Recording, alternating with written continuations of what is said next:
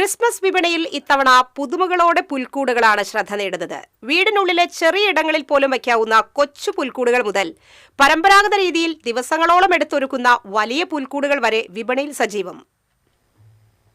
Christmas വിപണി ഉണർന്നിരിക്കുകയാണ്. Christmas ഒരുക്കങ്ങളിൽ ഏറ്റവും പ്രാധാന്യമുള്ള ഒന്നാണ് പുൽക്കൂടുകൾ. ഇത്തവണ എന്തൊക്കെ വെറൈറ്റീസ് ആണ് പുൽക്കൂടുകളിൽ വന്നിട്ടുള്ളതെന്ന് കണ്ടു നോക്കിയാലോ.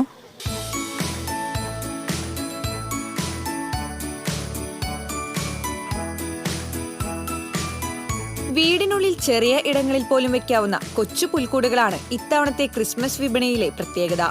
പുൽക്കൂട്ടിലെ രൂപങ്ങളുടെ നിർമ്മാണത്തിലും വലിയ മാറ്റങ്ങളാണ് കാണുന്നത്. പണ്ടുകാലത്ത് കളിമണ്ണിൽ തയ്യാറാക്കിയിരുന്ന രൂപങ്ങൾക്ക് പകരം ഇന്ന് തടി, സെറാമിക് തുടങ്ങിയ വസ്തുക്കൾ ഉപയോഗിച്ചുള്ള രൂപങ്ങളാണ് കൂടുതൽ ശ്രദ്ധ നേടുന്നത്. പുൽക്കൂടിന് പ്രത്യേകം സ്ഥലം കണ്ടെത്താൻ കഴിയാത്തവർക്കായി വട്ടത്തിലോ പലക പോലുള്ള പ്രതലത്തിലോ ഒരുക്കിവെച്ച സെറ്റുകളും വിപണിയിൽ ലഭ്യമാണ്. തടി, ഈറ, ചൂരൽ എന്നിവ ഉപയോഗിച്ച് നിർമ്മിച്ച പുൽക്കൂടുകളും ഇത്തവണ ഏറെ പ്രചാരം നേടിയിട്ടുണ്ട്. ഇത്തവണ പുൽക്കൂടിൽ വന്നിട്ടുള്ളത് ചൈനയിൽ നിന്ന് വന്ന ഒരു പുതിയ ഐറ്റം ഉണ്ട്. അത് ഫൈബറിന്റെ ആണ്. ലൈറ്റ് ഉള്ളത്, കത്തും. പിന്നെ നമ്മുടെ ബാംഗ്ലൂരിൽ നിന്ന് വന്നൊരു ഐറ്റം പുൽക്കൂടുണ്ട്. അത് വൈക്കോല്, പിന്നെ മറ്റേ ഷീറ്റ് മേഞ്ഞത്. അപ്പോൾ എങ്ങനെയാണ് ഇതിന്റെയൊക്കെ റേറ്റ് വരുന്നത്? ഒരു സ്റ്റാർട്ടിംഗ് റേറ്റ് 2500 റുപ്യന് ചൂരലിന്റെ പുൽക്കൂടുണ്ട്. പിന്നെ വൈക്കോലിനുണ്ട്, അതിന് 1500 റുപ്യാണ്. പലവിധ പുൽക്കൂടുകളുണ്ട്.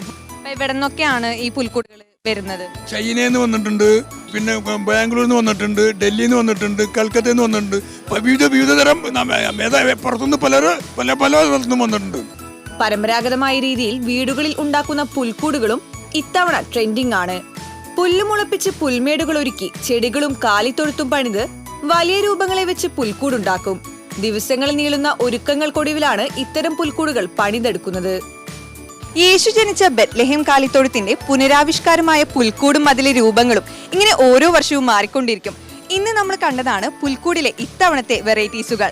ക്യാമറമാൻ സിബി പോട്ടോറിനൊപ്പം സൂര്യപ്രകാശ്, TCV ന്യൂസ്.